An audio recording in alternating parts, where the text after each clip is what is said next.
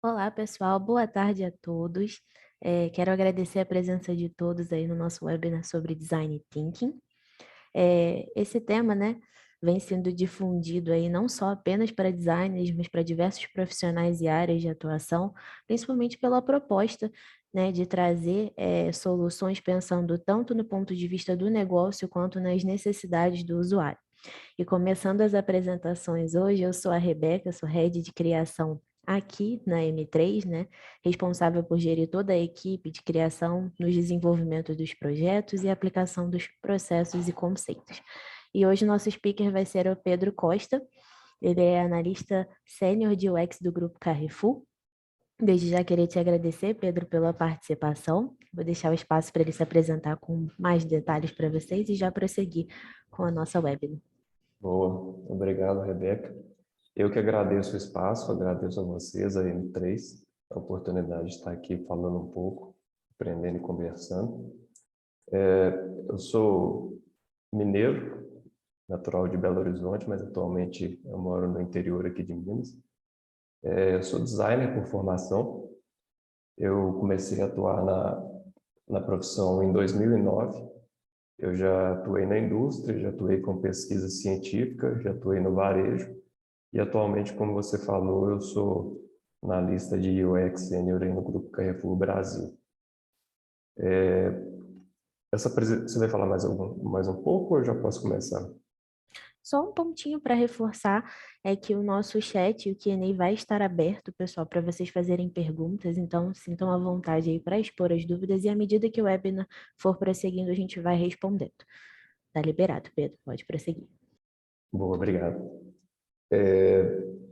Quando o pessoal da M3 me convidou para esse webinar e falou sobre aí o tema de Design Thinking, eu achei que seria muito mais proveitoso e muito mais enriquecedor aí para todo mundo eu trazer um case, uma apresentação aí que fosse mais voltada aí para o pro processo na vida real aí principalmente da atuação de um UX designer aí no e-commerce, do que a gente ficar falando aí sobre como a metodologia começou, sobre a parte teórica aí da abordagem, da metodologia.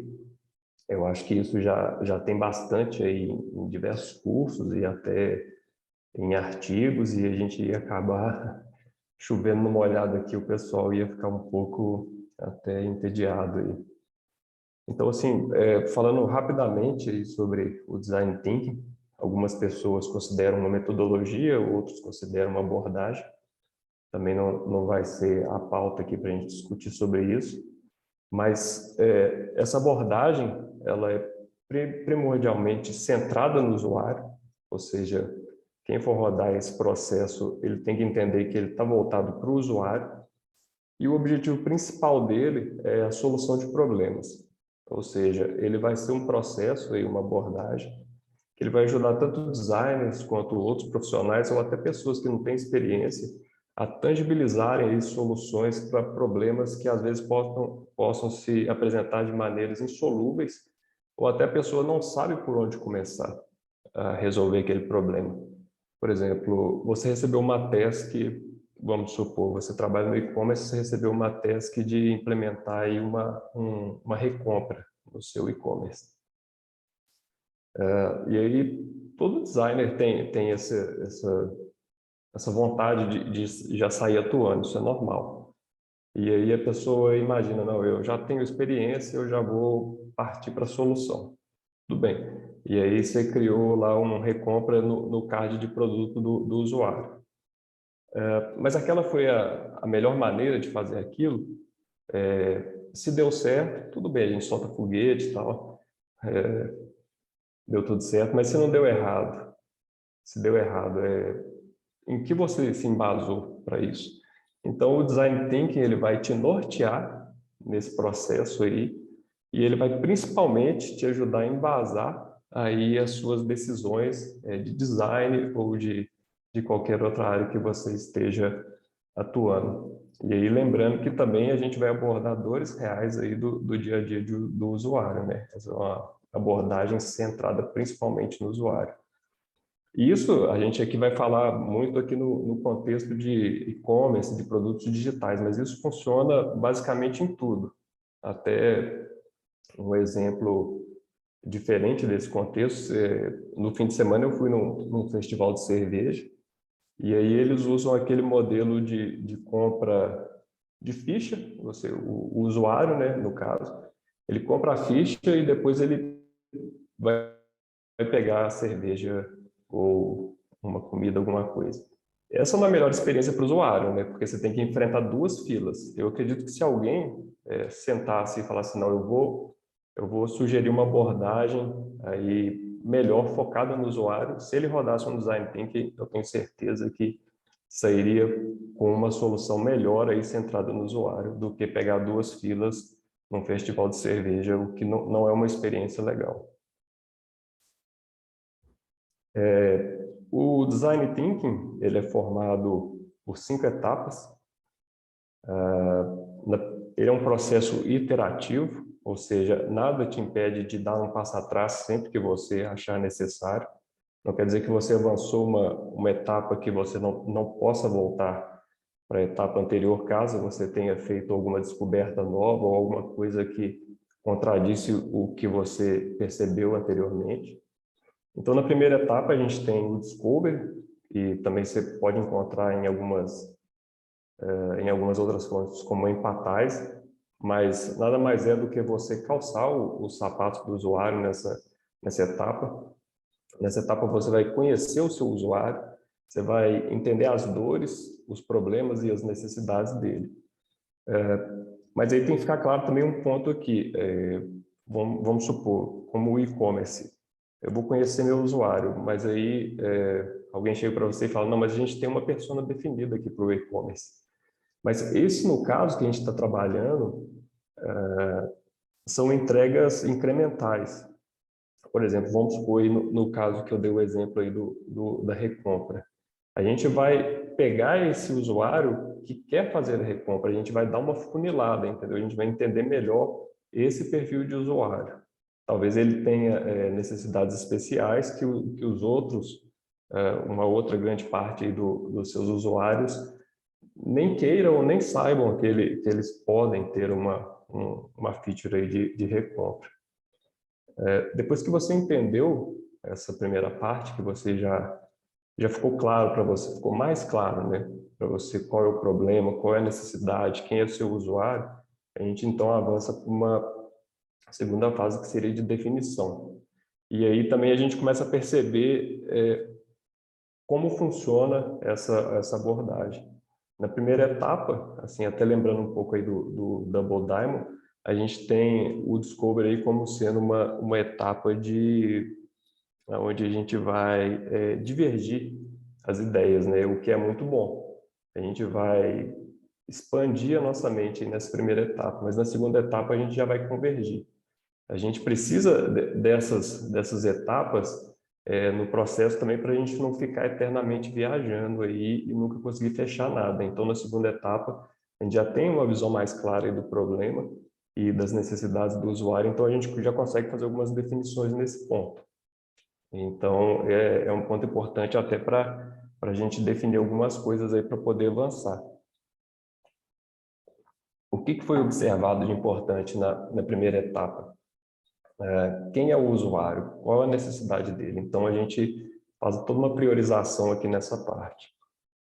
Feito isso, a gente parte para uma etapa agora que seria de ideação, onde a gente vai gerar soluções aí para as dores, baseado nos insights que a gente colheu nas fases anteriores. E isso também é o bom dessa abordagem, a gente vai dando um passo de cada vez e as coisas vão ficando cada vez mais claras para a gente. Feita essa parte de ideação, a gente faz todo um brainstorm aí, e é sempre legal e também sempre que possível, né? A gente sabe muito bem que no dia a dia de uma empresa, até, como eu falei, a gente vai falar aqui muito voltado para o mundo real, um pouco diferente aí dos cursos. A gente sabe que no dia a dia de uma empresa, até de uma empresa grande como Carrefour, as pessoas têm uma agenda muito complicada de se encaixar, mas sempre que você conseguir envolver os stakeholders aí que você considera importantes, é sempre legal que eles consigam participar de todas as etapas com você, até para chegar no final, vocês estarem bem alinhados, vocês estarem na mesma página aí, para não ter nenhum problema. Feito toda essa parte de ideação, a gente já passa para a parte que seria a mais legal aí, pelo menos para os designers, é onde a gente vai construir representações em cima dessas ideias que a gente gerou e que a gente acredita, e quando eu digo acredita, é baseado em tudo que a gente viu anteriormente, embasado em todos os dados que a gente colheu anteriormente, e aí essa representação para a gente solucionar o que a gente descobriu como dor aí, ou necessidade. E a parte final seria a parte de teste, que é e aí que a gente vê como a abordagem é completa, né? A gente passou por todas as etapas e agora a gente vai validar a nossa proposta, né? A gente não vai simplesmente não definir isso e vai ser assim. Agora a gente vai validar essa proposta com aqueles usuários que a gente descobriu nas etapas anteriores. E aí vamos supor que você seja um marinheiro aí de primeira viagem, né? Eu falei no slide anterior e aí provavelmente ficou, tomara, né? Tenha ficado claro aí para todo mundo. Mas aí eu te passo uma task, né? Agora, como você vai resolver um problema? E aí é aquela hora que você fica olhando para o nada, assim, 10 segundos ali. E aí que entram os frameworks, né? As ferramentas que se encaixam aí em cada etapa, deixando aqui claro, esses exemplos que eu dei aqui não estão escritos na pedra. Vocês vão encontrar divergências aí dependendo do autor ou da instituição de ensino. E também tem milhões de ferramentas, milhões de frameworks aí que possam se encaixar. Aqui eu trouxe alguns exemplos, até que dos que eu mais uso. Isso é até bom, o designer, o profissional que for trabalhar com isso, ter até componentizado aí para agilizar aí o seu dia a dia e também ter bem claro, né, o que cada framework faz, como ele funciona também para trazer um pouco mais de celeridade. E aí, então, na primeira etapa, alguns frameworks podem te ajudar aí a descobrir o seu usuário, né, descobrir as dores dele.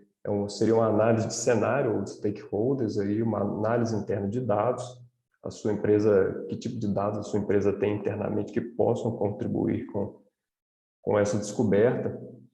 Uma análise competitiva, que seria um bench, aí, mas também você trazendo aí uma comparação, você pode fazer uma tabela, trazendo comparações aí com aquilo que você quer trabalhar, se os seus concorrentes têm aquilo, fazem parecido, ou se já tem alguma solução e pontos positivos e negativos, isso orienta bastante a gente.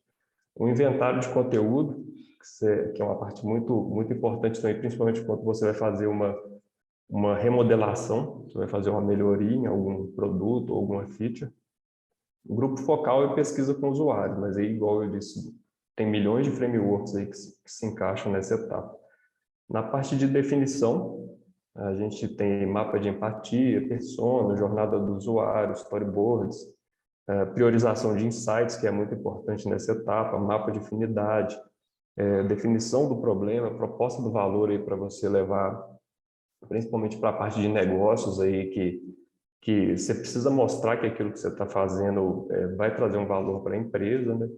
E o How Might We, que é como a gente resolve, né? Como a gente faria.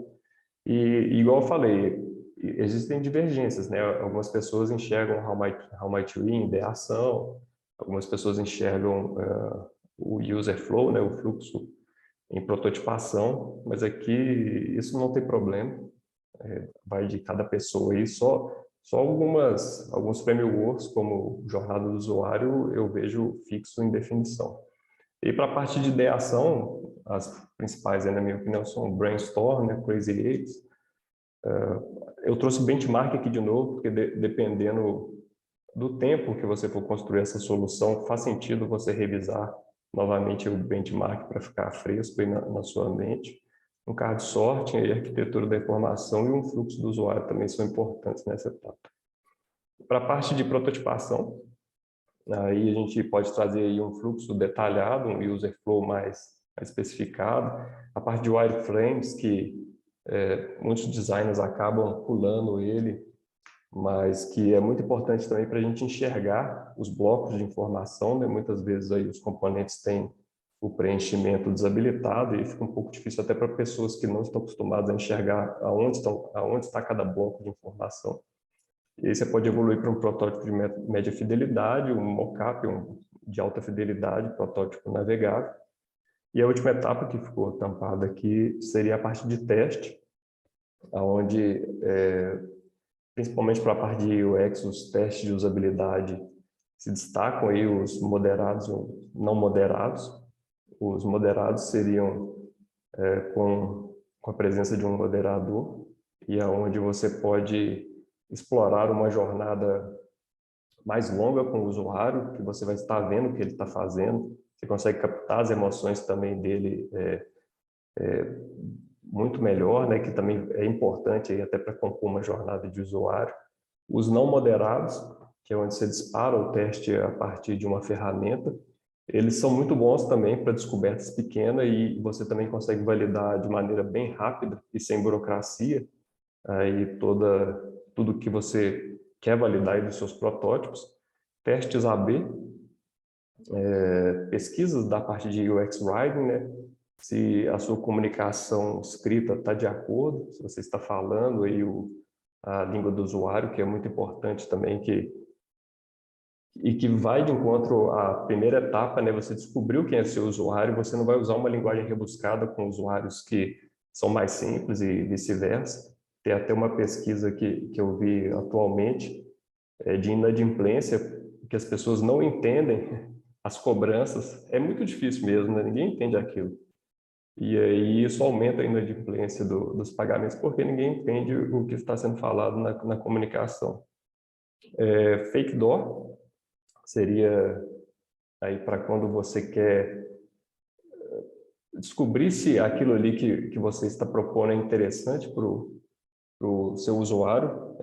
É um teste aí que tem um pouco de risco para o seu negócio, porque ao clicar o usuário vai encontrar uma mensagem genérica ali, né, que a gente só quer ver se ele tem o interesse de clicar naquilo ali, mas aí você tem que medir também. E também resultado de análise seria a parte ali de relatório, né, de tudo que você descobriu aí na parte de testes. A parte mais difícil de tudo, na minha opinião, é você definir qual desses frameworks melhor se encaixa aí para o que você está trabalhando, para o que você está propondo. Feito isso, fica tudo um pouco mais fácil.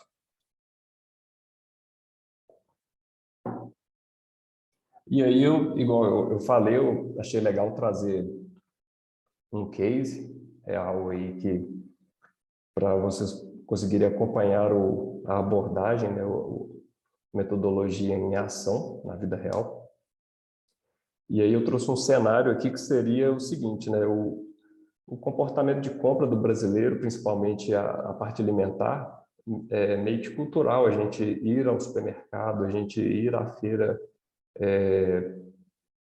a gente gosta de ver, né, o que a gente vai comprar, de selecionar, mas aí também com o avanço e com a melhoria dos e-commerce, principalmente aí em função da pandemia, isso mudou bastante aí o nosso comportamento de compra alimentar.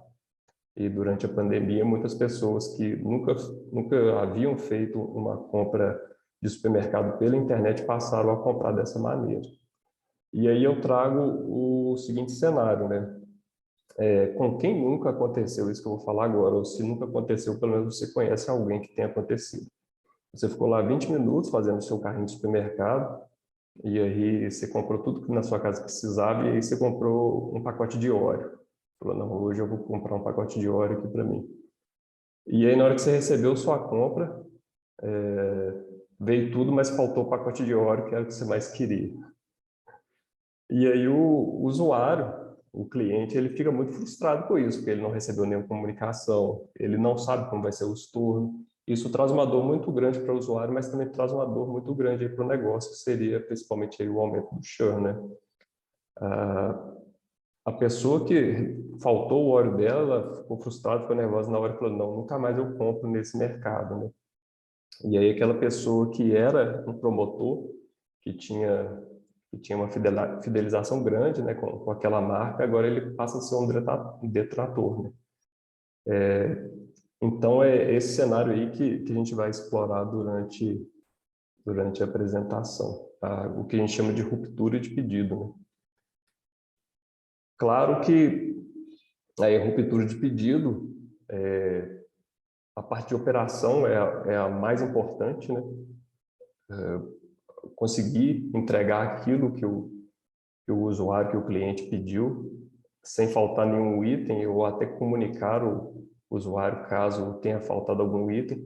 Mas também, como a gente trabalha com produtos digitais, a grande missão e a grande batalha era como mitigar, né? Pelo menos mitigar, ajudar a mitigar esse problema aí, que é uma dor grande para todos, desde os pequenos players até os gigantes como o Carrefour sofrem com ruptura de pedido, né? Que é uma dor aí constante aí no e-commerce alimentar. E aí, agora, só como boa prática, isso aqui não está previsto no Design Thinking. Eu gosto de trazer um passo anterior, que seria um research plan, né? Como você planeja fazer a sua pesquisa, aí, principalmente voltado para UX, e aí que a gente responde algumas perguntas. Algumas pessoas podem enxergar isso também antes da etapa de testes, porém, principalmente devido à pergunta 6, quem seriam os participantes da pesquisa, eu gosto de fazer aqui primeiro, porque se for um teste moderado, principalmente, gera uma burocracia muito grande dentro da empresa, onde você tem que conseguir vouchers, porque as pessoas, normalmente, elas precisam de um incentivo, né, para participar de um teste moderado. E isso você vai ter que envolver outros setores da empresa, e aí pode demorar um certo tempo, e que talvez você não tenha no final do seu projeto. Por isso que eu prefiro trazer isso aqui para o início do processo. E aqui a gente responde algumas perguntas básicas que já vão também trazendo um norte para a gente. E também uma coisa que eu não falei, uma das premissas aí, do que traz de valor para a pessoa que está trabalhando com o Design Thinking, é a parte de como você se propôs a modificar ou a trabalhar aquele produto, ou até surgir com uma descoberta. Você tem que ser o maior conhecedor, um dos maiores conhecedores daquele produto, entendeu? Você tem que ser autoridade naquilo. Então, esse passo a passo vai te trazendo uma visão muito ampla de tudo, e você vai acabar, até por osmose, sendo a pessoa que mais sabe aí desse projeto. E aqui a gente começa respondendo sobre o background, né? Por que estamos fazendo isso e o que nos levou a começar essa pesquisa, quais problemas a gente está tentando resolver, como essa pergunta é muito importante, como os resultados da pesquisa vão impactar nossas decisões de design, assim, o quão disposto a gente está em mudar as coisas dependendo do que a gente encontrar, entendeu? Isso é muito difícil, não é fácil não, porque a gente pode ter que mudar tudo. E aí, tipo assim, muitas vezes a gente acaba ficando apegado às coisas e tal. Mas essa é uma questão importante. Quais são as perguntas que a gente planeja responder durante o estudo? Aqui os KPIs seriam para a sua pesquisa, né? Quais KPIs seriam ideais para a gente medir o sucesso dessa pesquisa? Se a gente for fazer um teste de usabilidade, o tempo vai ser o fator, a métrica fundamental para a gente, serão os cliques errados, será a taxa de bounce, isso tudo tem que estar bem definido. Qual metodologia você vai seguir, se for uma pesquisa, se for um teste de usabilidade, quem serão os participantes, né, e como você vai convocar esses participantes, né? E também o script, se for um teste de usabilidade, se for uma pesquisa, o script tem que estar bem definido. Podem parecer coisas simples, mas que ajudam demais, assim, na hora que você chega na pesquisa e o script já está definido. Até o script para conseguir convocar esses participantes é fundamental. Porque quando você liga para uma pessoa, se você vai fazer isso por telefone, as pessoas não têm tempo de te escutar, entendeu? Então você tem que falar a sua frase em uma respirada. E aí você tem que chegar lá, não, você vai ter um voucher, você tem que isso numa respirada você tem que passar isso tudo, até isso tem que estar bem ensaiado, porque senão você vai fazer 30 ligações lá e não vai conseguir ninguém. Aí agora só um minuto. Já iniciando o design thinking mesmo, para a parte de discovery, aí nesse cenário que eu falei, da parte de ruptura, né, como a gente conseguiria, como produto digital, como nós conseguiríamos mitigar aí o problema de ruptura, visando o nosso usuário, né, que é o mais importante. E para isso, então, eu trouxe aqui um framework, o primeiro, para a gente começar a nossa descoberta, que seria a análise de cenário / stakeholders. Nessa parte é fundamental você conseguir reunir o máximo de pessoas que você considera importante para o projeto, para ficar tudo muito bem alinhado. O seu PM aí da sua squad, e também ou o coordenador técnico ou os tech leads aí da sua squad, é importante eles estarem aqui nesse momento. E aí vocês vão definir o que a gente quer fazer. E aí também outra pergunta seria para quem? Claro que seria para o usuário, mas quem são os outros stakeholders envolvidos?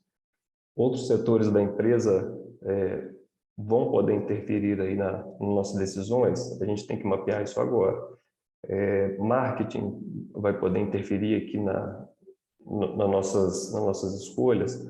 Negócios, principalmente, eles vão entender quais seriam os objetivos aí do negócio, apesar da gente estar sempre centrado no usuário, também é muito importante para o designer ter visão aí da parte de negócio, até para ele se antever em alguns pontos. A parte de competidores é muito importante que esteja alinhada as expectativas aí com o resto da empresa, porque vamos supor que você faça um bench aí com o competidor A e B, mas o que eles consideram mais importante é o C, e aí isso vai te trazer uma frustração lá no final, porque você vai ficar com um cara de tacho lá quando eles falam, não, mas você não viu o competidor C, eles têm um negócio lá que é fantástico. E aí você vai ficar chateado. A parte de métricas, aí agora já seriam as métricas que a gente vai medir, que a gente pretende medir o sucesso, né? E aí no caso aqui eu trago alguns exemplos, como seria o trato de ruptura, aí seriam métricas como o CSAT, o NPS, o CHAN, o contact rate com o nosso time de atendimento, né, que é coisa, o contato com o time de atendimento é uma coisa cara, então o ideal seria a gente conseguir reduzir isso. E também a gente conseguir reduzir verbatins negativos aí, que eu vou falar mais tarde sobre isso também. E é a parte que eu falei da gente trazer também os tech leads, aí o pessoal mais técnico, para a gente definir o que seriam as limitações técnicas, né? Também para a gente não propor uma coisa que é impossível, ou até que todo mundo que trabalha com produtos digitais provavelmente trabalha no ágil, então a gente sabe que são entregas incrementais, né? A gente precisa entregar rápido, normalmente a gente entrega um MVP e depois a gente vai incrementando, porque se a gente fizer um projeto longo, que até produto e projeto são um pouco divergentes, se a gente fizer um projeto muito longo, como esse ambiente é muito ágil, talvez nem faça sentido mais, né, quando a gente finalizar aquilo. Então, para aquele MVP, o que a gente tem de limitação técnica, isso também é muito importante estar bem definido. Aí, ainda no Discovery, na parte ainda de análise interna de dados, é muito importante aí que todo e-commerce esteja atento ao NPS e ao CSAT, aí para a gente ter a fidelidade aí, e também a satisfação do usuário em determinadas partes da jornada. Aí no Carrefour a gente trabalha com NPS e CSAT pedido e NPS e CSAT entrega. Só uma aspas aqui. Alguns dados, como esse aqui, eu trouxe de maneira genérica, né? Claro que eu não posso exibir isso aqui para os dados do Carrefour. E no Carrefour também a gente trabalha com o NPS e também o CSAT entrega. O NPS pedido seria aquele disparado quando você finaliza um pedido, e o entrega seria aquele que você recebe via comunicação transacional depois que você recebeu o seu pedido. E aí também entra a parte também que você tem que avaliar o que é mais importante para você sempre, né, de dados.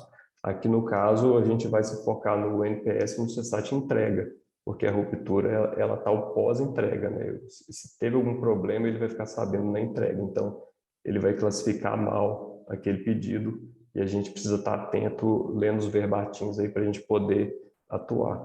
E isso assim, eu considero o básico do e-commerce, né? O NPS e o CSAT.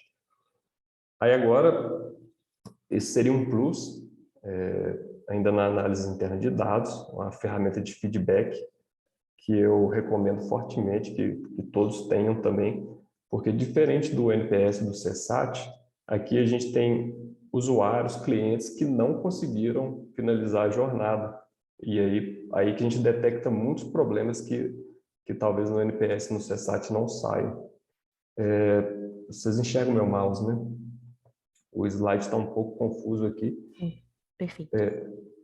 Mas aí a gente tem várias opções aí no mercado de ferramentas de feedback, talvez o Hotjar seja uma das mais famosas, no Carrefour a gente usa o Zabila. Vamos supor que você seja um cliente, um usuário, e aí você entrou num site de e-commerce para comprar.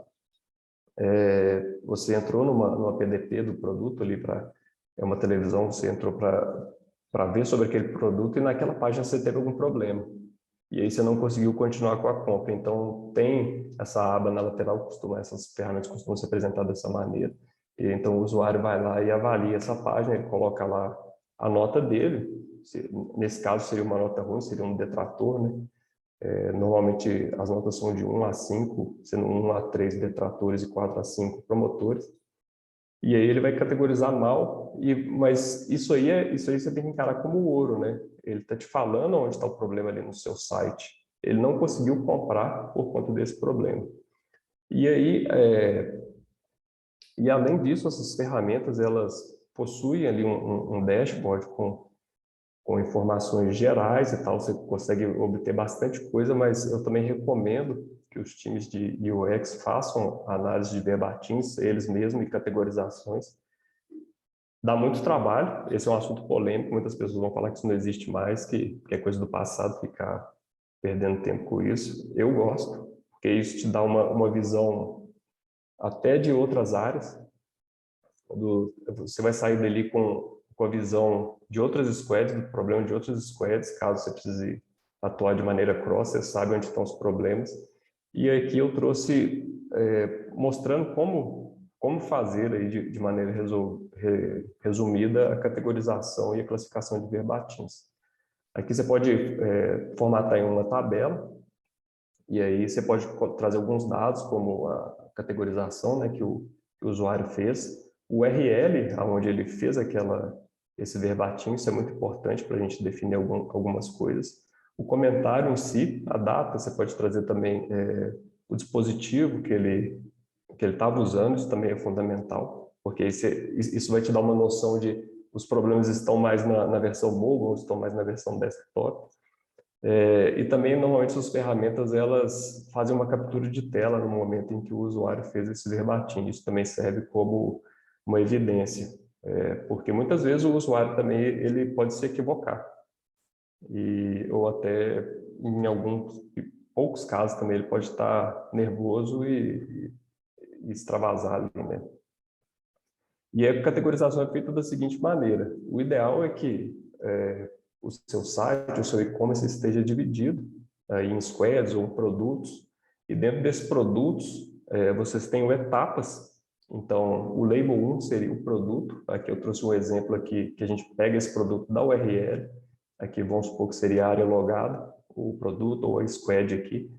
Dentro desse produto, em qual etapa surgiu esse verbatim, que seria a parte de pedidos, e o label 3 seria o problema em si, que aí, aqui no exemplo que eu trouxe, faltou o leite no pedido do usuário, então seria ruptura. E aí, então, você vai fazer isso, vamos supor, 1000 verbatins, e aí você vai conseguir, então, metrificar isso. E aí você vai sair com um gráfico aonde vai te falar exatamente, na visão do usuário, aonde estão os produtos, aonde estão os problemas dentro dos seus produtos, e aí você vai conseguir ver, nesse caso aqui, o produto A é o produto que tem mais problemas aí dentro do nosso e-commerce. Clicando neles, aí que você pode fazer um Data Studio ou até gráfico dinâmico.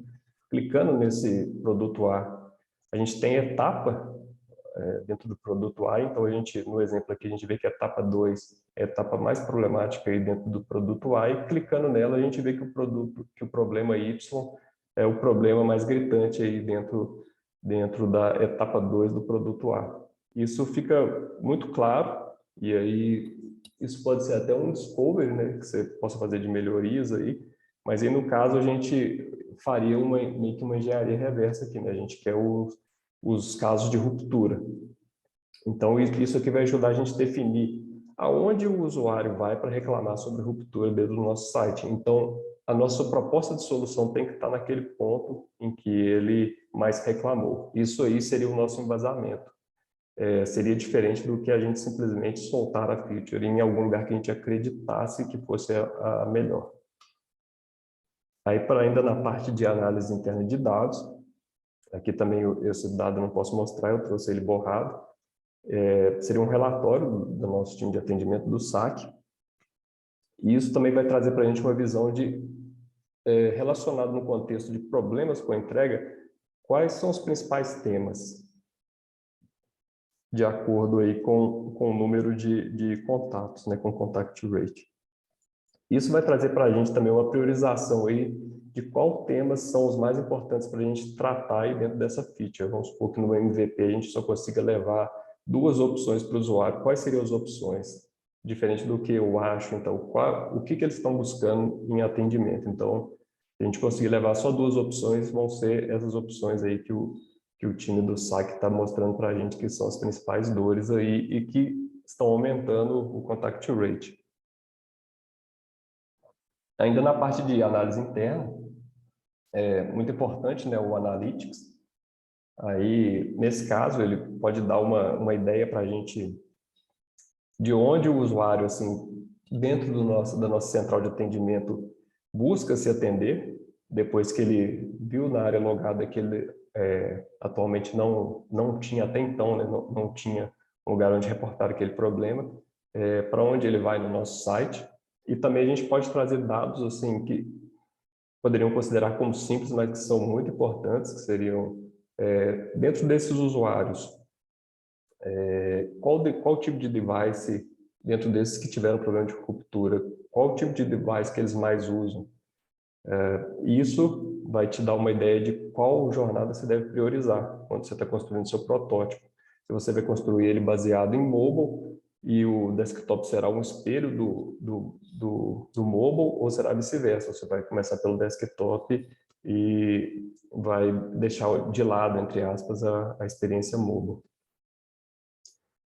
Esse dado aqui é genérico também, mas assim, só para a gente ter uma ideia que a gente pode conseguir ali no Hotjar, por exemplo, dentro ali da parte que a gente meio que já teoricamente definiu onde ficaria essa feature, aonde a gente vai colocar essa feature, né, para o usuário reportar um problema, né, que é assim que a gente estava chamando desde o início. E a gente pode ver que no scroll aqui como exemplo, eu trouxe aí só ilustrando. Vamos supor que a partir daquele primeiro traço ali, a gente já pega 50% aí do nosso tráfego, e a partir daquele outro traço a gente pega 75%. O quão fundamental seria essa feature? Ou então a gente vai ter que retrabalhar as informações que estão aqui de modo a priorizar essa feature? Esse tipo de dado do Hotjar também ajuda bastante a nortear e a embasar a gente para esse tipo de decisão. Vamos supor, então, não, essa feature precisa ficar acima, pelo menos, aí dos 50% que saíram da página antes de scrollar ela até o final. E aí também, ainda no Discovery, né, na parte já de pesquisa com usuários, eu rodei uma pesquisa para a gente tentar entender um pouco a causa raiz aí do cancelamento de pedidos, que era uma hipótese que problemas com a entrega podem gerar cancelamento de pedidos. E aí, então, eu mascarei alguns dados aí também, mas aí ficou claro que a entrega atrasada é um grande motivador aí para cancelamento de pedidos. Então, isso também já traz para a gente um norte aí para a gente, a entrega atrasada tem que estar ali, dentro dessa feature. É muito importante que, até para a gente mitigar um problema muito importante aí, que seria o cancelamento de pedidos, que nenhum negócio quer isso. Aí agora, da parte aí, igual eu falei anteriormente, nada disso está escrito na pedra. Eu gosto de trazer a matriz CSD nesse momento, no final do Discovery. Tem pessoas que usam em outros pontos, não tem problema nenhum. E aqui, então, a gente traz algumas certezas que a gente observou para começar a ficar claro. Tipo assim, a gente já viu tanto dado, mas agora, tipo assim, agora a gente tem que colocar aqui no papel as nossas certezas, né, as suposições que a gente tem e as dúvidas. E aí, então, só exemplificando aqui, que a etapa X dentro do produto A foi o lugar que os usuários mais deixaram feedbacks. Então, uma suposição de solução seria que a feature deveria estar ali, né? Que foi o lugar que eles mais buscaram. E aí, da parte de dúvidas, só ilustrando aqui, é fundamental nesse MVP a gente ter um status da solicitação, ou seja, é um MVP, mas a gente vai trazer ali um status, né? Seria tipo solicitação criada, solicitação finalizada. Isso é fundamental para esse MVP? Isso a gente ainda não sabe. Aí, também só um ponto que eu esqueci aqui no Discovery, também, que é a parte do bench, né, que aí todo mundo, isso eu acho que ninguém tem dúvida de como fazer. E também todo mundo está sempre bem antenado aí nos competidores. E aí, já pulando para a parte de definição, agora a gente já tem uma visão bem mais clara aí do cenário, né? Igual eu, quando estava explicando aí sobre a teoria, um pouco sobre a teoria, agora a gente já tem uma ideia bem mais clara do usuário, do problema, da necessidade e até um pouco de como solucionar. Agora a gente já tem uma visão bem mais clara. E agora a gente pode traçar uma jornada do usuário, mas essa, no caso aqui, seria uma jornada do usuário resumida, né? Porque uma jornada do usuário é uma tarefa aí de uma vida inteira, né? O cara tem que se dedicar ao máximo nisso aqui. Mas mesmo você trazendo uma resumida, você consegue ter uma visão muito boa. Isso aqui eu recomendo muito para todo mundo fazer. Você consegue ter uma ideia muito boa aí de como nesse caso aqui, nesse exemplo, como aquele cliente chegou a ligar para o saque de maneira tão irritada, né? Primeiro ele já teve aquela dor, ele tentou, ele procurou dentro do site alguma maneira de se autoatender, não conseguiu e aí depois realmente ele ficou irritado. E isso, para qualquer tipo de coisa qualquer tipo de trabalho que você esteja fazendo, é fundamental fazer isso. Isso aqui te dá uma boa noção do que o usuário passa, né? A parte de priorização de insights também, que é fundamental. De todos os insights que a gente viu, quais seriam os mais importantes e qual seria a ordem, né, de priorização. Aqui a gente viu que em food e no alimentar, entrega atrasada e itens faltantes são tópicos muito importantes que a gente não pode deixar de atuar, de trabalhar em cima deles. Você também, igual eu falei anteriormente, muito importante trazer aí uma proposta de valor. E aí, para essa entrega, seria aí a gente melhorar o NPS e o CSAT. Aí, o de entrega, né, por consequência, eu mesmo, outro dia tive um problema com o Nubank que foi prontamente resolvido, eu fiquei satisfeito. Eu acredito que se o usuário tem um problema e ele consegue, principalmente se auto-atender, ele fica satisfeito com aquele negócio, é meio que conseguinte isso, né? A gente também propõe aí reduzir o contact rate, né, com essa feature, o usuário conseguindo se auto-atender, ele não vai precisar pegar um telefone nervoso e entrar em contato com o nosso time de atendimento. E também, como a gente viu na pesquisa aí, a gente pode, seria uma hipótese, né, reduzir a taxa de cancelamento se a gente fizer o usuário reportar que aquela entrega está atrasada e a gente conseguir atuar de maneira mais rápida aí do que se ele cancelasse o pedido. Para a parte aí de ideação, agora que a gente também já definiu alguns pontos-chave do que a gente precisa, e também até para a gente dar uma funilada, a gente passa para a parte de ideação. Aqui, então, a gente já consegue construir a arquitetura da informação, que a gente vai trabalhar, aonde que vai estar aquela feature, dentro de qual etapa, e quais seriam os motivos ali. Então, a arquitetura da informação deixa claro aí para a gente. A gente já começa a especular também os fluxos de usuário. A gente vai colocar essa feature dentro de cada pedido, dentro de cada detalhe do pedido, ou a gente vai colocar uma feature genérica que ele vai clicar e lá vão ter uma lista de pedidos e aí ele vai clicar nessa parte aqui essa parte também é uma parte de divergência e de levantar ideias, a gente pode flertar com vários tipos aí de fluxos e definir o melhor. Uma parte, um framework aí, né, que seria uma ferramenta muito importante também para essa parte de ideação é o Brainstorm, né? Nesse caso, ilustrando aqui, eu trouxe qual componente a gente vai utilizar, e aí você pode envolver outras pessoas também, nós vamos usar um accordion, né? Quais seriam os prós, quais seriam os contras desse componente, nós vamos usar um CTA, quais seriam os prós, os contras, nós vamos usar um drop-down, nós vamos usar um modal, o que seria mais adequado aí para a solução que a gente está propondo e também na visão do usuário, né? Principalmente baseado também no que a gente viu, ele usa mais mobile ou usa mais desktop? Qual desses componentes aqui se encaixa melhor no device que ele mais usa? E aí, então, a gente já pode pular para a parte de prototipação, que é a parte aí mais legal aí da coisa. Igual eu falei, na parte de wireframes, a gente já consegue visualizar facilmente aí os blocos de informação. E aqui eu trouxe até uma ilustração, caso a gente fosse usar CTAs, a gente de cara já consegue ver que a gente teria uma sobrecarga de decisão, coisa que a gente vê muito no LinkedIn, né? Aquelas pesquisas com milhões de botões assim, que você nem sabe o que você lê ali, né? Isso aí não é bom, não é uma boa experiência de usabilidade. Então aí já no wireframe já fica claro isso. E isso evoluindo para uma média fidelidade, aí além da sobrecarga, você tem também como você vai trabalhar com a hierarquia.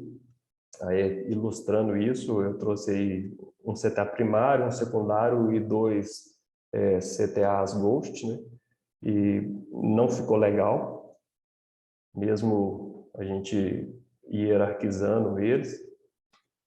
Então, a gente já pulando aí para a parte de alta fidelidade, em cima principalmente do brainstorm ali que foi feito, a gente decidiu trabalhar com accordion, que ficou bem mais limpo o design e a gente repriorizou também algumas features aí dentro.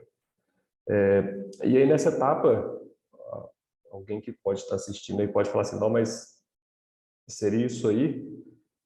O difícil é ser simples. E tipo assim, só tá simples porque a gente passou por todas essas etapas que a gente veio falando até agora. Se provavelmente eu tivesse pegado isso sem passar por todas as etapas, teria umas 10 telas aí, porque eu ia falar, não, aqui tem que ter tal coisa. Aqui.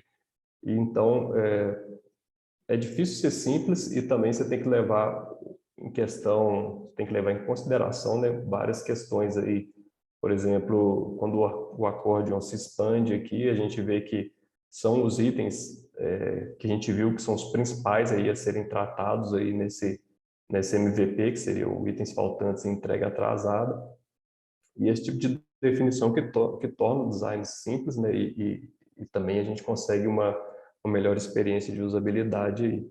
Então a gente trabalhou para essa proposta com um accordion, e assim que o usuário flegasse aí o motivo, né, do problema, a gente traria um modal aí, por exemplo, se fosse itens faltantes, ele conseguiria flegar aí qual item faltou e as quantidades. E aí, como é o MVP, a gente ainda não teria aí a parte de status, né, para ele acompanhar aquela solicitação. Esse ficou duplicado, né, esse slide. E aí, para a parte de validação, depois que a gente finalizou a prototipação, primeiro nós fizemos aí uma pesquisa, né, de UX Writer, porque desde o primeiro momento a gente se referia, né, internamente a essa feature como reportar um problema, mas aí a gente quis entender com o usuário se essa seria o copy, né, seria a comunicação escrita que ele entenderia. Então a gente disparou essa campanha aí por meio do Zabila, essas ferramentas de feedback, além de você conseguir trabalhar os feedbacks, aí você também consegue disparar pesquisas por meio delas. Isso também é uma coisa muito boa aí dessas ferramentas. Então, e o ideal também é sempre você contextualizar o usuário, você colocar ele dentro de uma situação real, né? Então, para essa missão, né, que a gente chama, a gente pediu para ele que ele imaginasse, né, que ele fez uma compra do mês no site do Carrefour, porém, quando ele recebeu as compras, né, o pedido, faltaram alguns itens, né? Então, nessa situação, qual opção abaixo ele selecionaria, né? Lembrando, tem que levar em conta também que as opções têm que ser randomizadas, né? Porque até as primeiras opções ali a gente pode enviesar, né, o usuário. E a gente sempre tratou como reportar um problema, mas o usuário entendeu que na visão dele, o copy, né, a comunicação ideal seria o problema com o pedido. Então, igual eu falei anteriormente, o Design Thinking também é iterativo, então a gente volta lá atrás e muda de reportar um problema para problema com o pedido. A parte de teste de usabilidade para essa feature, né, para esse desenvolvimento, a gente optou por utilizar testes de usabilidade não moderados. Então, a gente configura ele no Figma, depois a gente configura no Maze, que é a ferramenta que a gente utiliza. A gente embeda o link do Maze no Usabila e o Usabila dispara para o usuário do Carrefour. Então, você entra no determinado ponto do site do Carrefour e você é abordado com um modal perguntando se você quer participar. E então, o usuário ele é linkado aí para o Maze e participa do teste de usabilidade. No teste de usabilidade, a gente também deu um contexto para o usuário, uma missão, né? Imaginando que ele comprou manga, molho de tomate, cerveja no site do Carrefour. E aí, quando ele recebeu o pedido, ele percebeu que o molho de tomate não foi enviado. Então, ele deveria demonstrar naquele protótipo como ele resolveria esse problema, né? Tem que lembrar que o usuário não conhece essa feature, é uma novidade para ele. Em testes não moderados, eu sempre gosto de trazer uma tela inicial onde você não vai querer analisar, porque tem muitos cliques exploratórios nessa parte.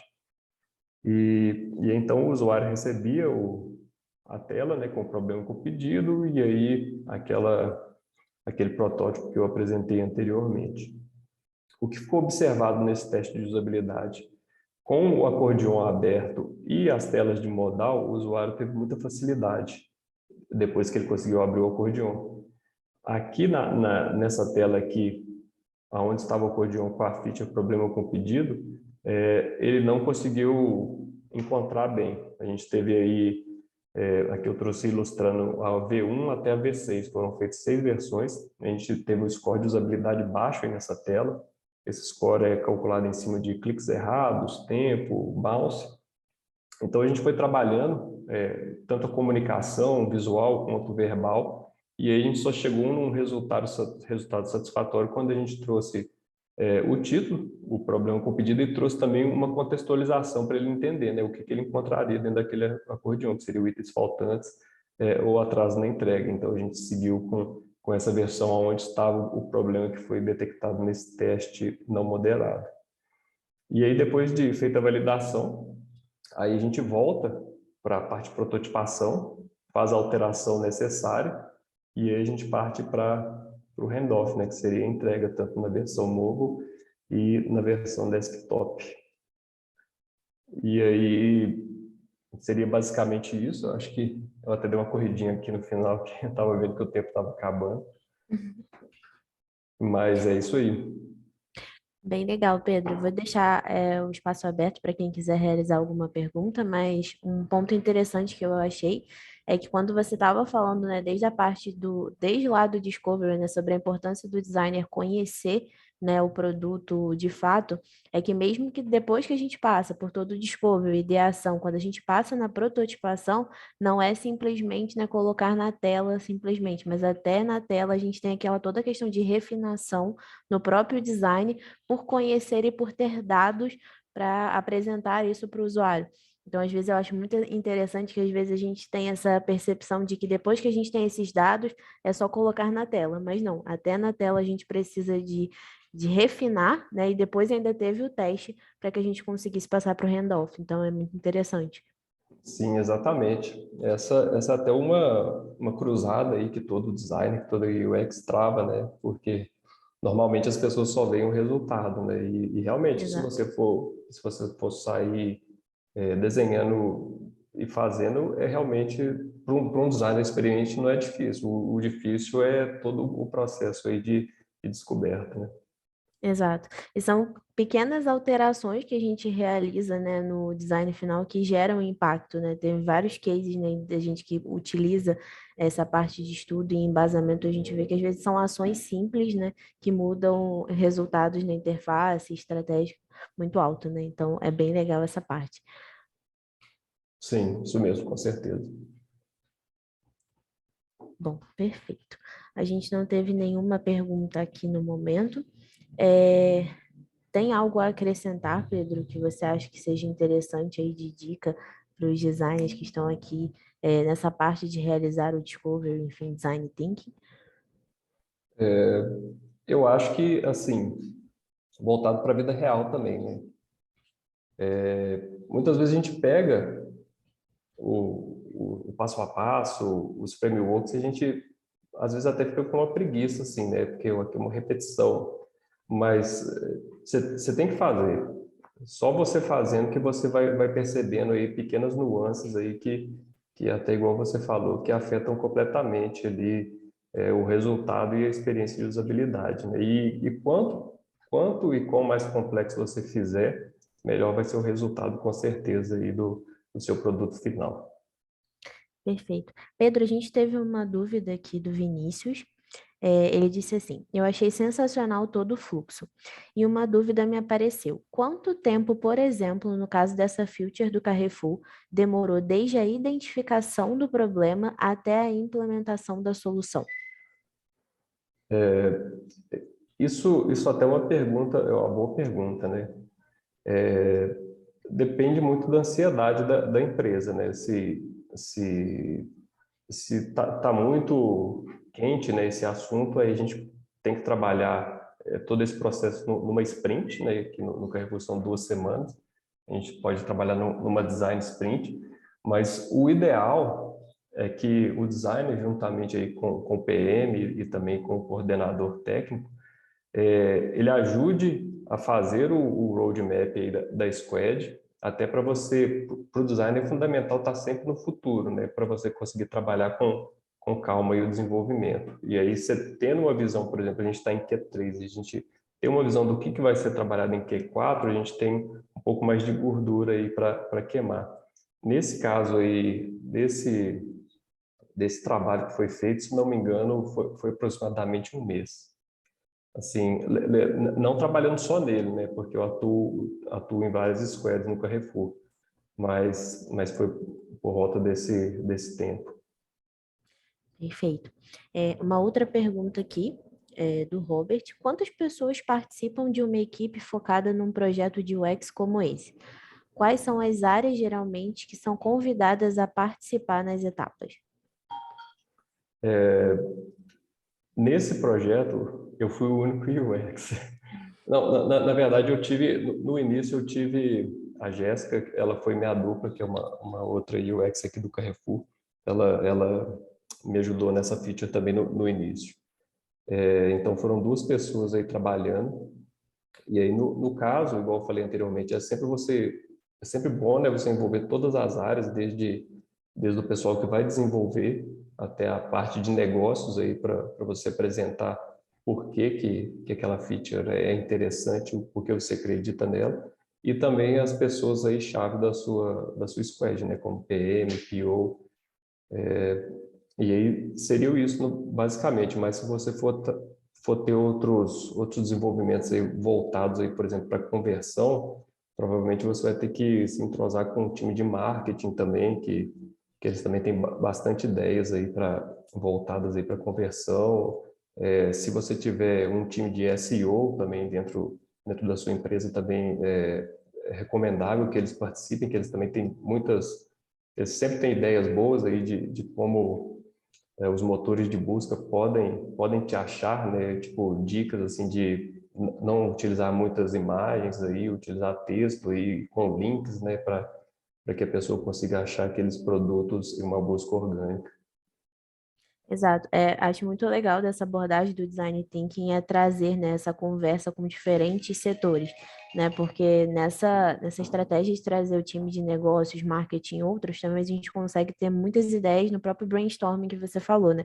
Às vezes a gente está Exatamente. muito, né? Às vezes a gente pode se enviesar, mas tendo pontos de vista, né, de outros setores, isso pode ajudar a elucidar o problema.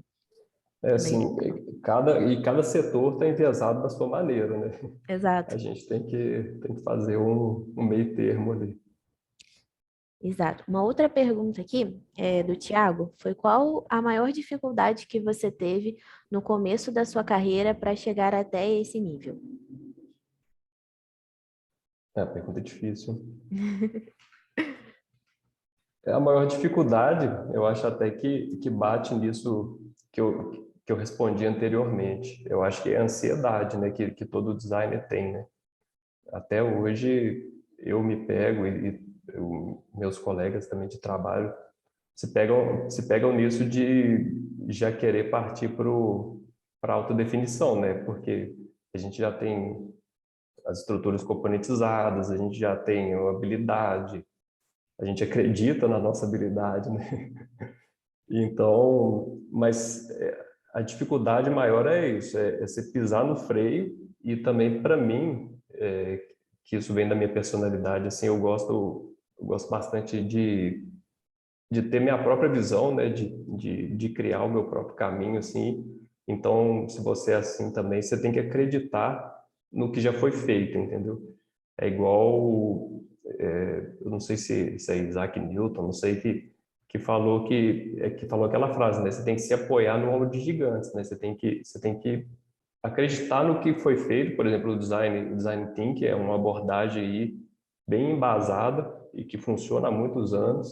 Então você tem que acreditar naquilo. Você tem que acreditar e dar uma chance para aquilo, para você conseguir evoluir também e para você conseguir se apoiar também no ombro de todo mundo aí que já passou por esses problemas e você não vai querer repetir, né? Você não vai começar o design lá da frente e depois você vai chegar num problema e vai ter que fazer uma engenharia reversa aí para reverter o que você fez por conta de ansiedade, né? Exato. Me veio uma frase que eu não estou lembrando dela exatamente do jeito que é, né? Mas eles estavam falando sobre os bons designers, né? Os designers experientes. Eles nunca pegam aquele problema. É óbvio, como você falou, a gente tem muito essa tendência de já querer imaginar a solução, mas é literalmente fazer o caminho reverso, né? De entender, de ter todos os dados, de levantar aquilo tudo, para que a gente consiga não ficar enviesado e partir direto para a solução. É um desafio, mas vai vindo aí com a experiência, né? Sim, exatamente. Uma outra pergunta aqui é: apliquei o design thinking para elicitar requisitos para um cliente e propor soluções. Por acaso você já utilizou dessa forma? Sim, até no Carrefour eu já fiz uma proposta parecida aí com o que você falou. A gente não tinha nenhum problema específico e então a gente, como a maioria das empresas, né, a maioria dos e-commerce aí tem setores de back-office, né, tem ferramentas de back-office. Então a gente tinha implementado o Usabila já nessa ferramenta de feedback no Econ, né, no nosso site. E aí, então a gente surgiu com a ideia de implementar também essa ferramenta no nosso back-office, para que lá o nosso usuário, que seriam os operadores daquela ferramenta, eles pudessem falar com a gente o que está de errado ali, o que pode ter de melhoria, até para a gente disparar campanhas lá. Essa é uma maneira muito boa aí de você levantar possíveis melhorias e até de você demonstrar aonde estão os problemas que muitas vezes as pessoas da empresa ou do setor que você está prestando esse serviço nem saibam que existem, né? Você tem que sempre, igual eu falei, o design thinking ele é centrado no usuário, é o usuário que vai te falar qual que é o problema, né? Exato. Uma outra pergunta aqui o Matheus, ele disse: recentemente terminei um curso livre na área de UX e UI, mas não tive aprofundamento em ferramentas como o Hotjar e sobre NPS e outras formas de avaliação. É algo que se aprende na prática mesmo, ou seria interessante já buscar mais sobre esses itens? O conhecimento nunca é demais, né? Eu acho que pode buscar aprofundamento, mas também a prática também é insubstituível, né? Até porque ela meio que te força, né, a entender e a ser especialista daquilo. Então a resposta é um meio termo entre os dois, porque também você não pode chegar cru também no lugar, porque até pega um pouco mal, né? A pessoa, você conhece de Hotjar? Não. Você conhece de NPS? Não.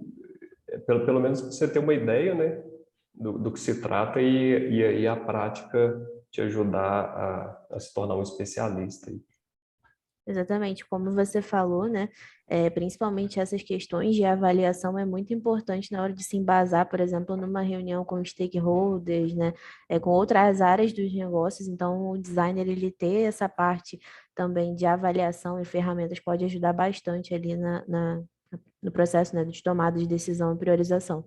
Com certeza. E é a maneira que você vai convencer alguém, Exato. com dados e com números. O seu eu acho não vai funcionar, não. Exato. O Daniel perguntou: o mais indicado é aplicar o processo de design thinking em partes específicas e menores, ou pode ser utilizado para a criação de um produto completo, um aplicativo, por exemplo? É, pergunta difícil, hein? Eu creio, eu usaria para partes menores, mas se você não tem tempo, você não tem outra opção, né? Porque um aplicativo inteiro ficaria gigante nesse processo de descoberta, né? Sim, exato. O Lucas perguntou: excelente, Pedro e Rebeca, conteúdo e case muito esclarecedor. Em empresas de pequeno e médio porte, às vezes o setor de TI precisa pensar sobre tudo isso. Uma equipe voltada para UX e UI gera muito resultado.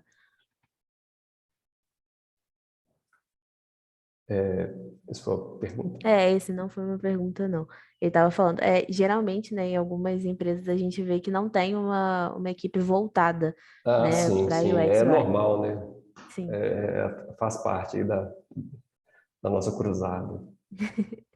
isso aí de, como diz os bons designers, evangelizar o design dentro das Sim, sim, empresas é um processo, né? a gente tem que lutar e é dia a dia, viu? Não adianta você achar que venceu a batalha, não. No outro dia eles esqueceram do UX. Uma dica aí, não sei se o Pedro já leu, é um livro, né, que fala sobre essa parte de evangelizar o design. Eu acho que atualmente só tem a versão em inglês, mas é bem legal. É o time de UX formado por um só.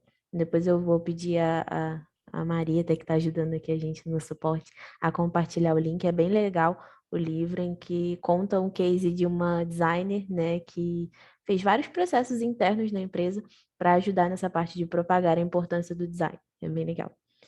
Boa. O Vitor perguntou, né, quanto tempo levou todo o processo. O Pedro já falou numa pergunta anterior, mas se você quiser acrescentar O algum processo ponto, inteiro foi por volta de um mês, né? Não dedicado exclusivamente. show de bola. É, perfeito, foram essas as perguntas. Tem mais nenhuma não, certinho. Deixa eu só conferir aqui no chat se a gente deixou algum. Bom, perfeito, foram só essas mesmo. Bom, pessoal, eu queria agradecer a participação de todos vocês aqui na web, né? Aqui no chat. A Maria colocou todas as informações. Essa webinar vai ficar gravada, vai ficar disponível. Então, no canal do YouTube vai estar o link aqui. Aqui está o LinkedIn do Pedro, do meu e o site da M3. E até uma próxima webinar aí. E muito obrigada, Pedro, por ter aceitado o convite aí da M3 prontamente. Foi muito bom aprender, né, e trocar essa ideia com você hoje. Eu que agradeço. Muito obrigado. Boa tarde, pessoal. Obrigado Boa pela tarde. paciência aí. Boa tarde, Tchau. pessoal. Tchau, tchau.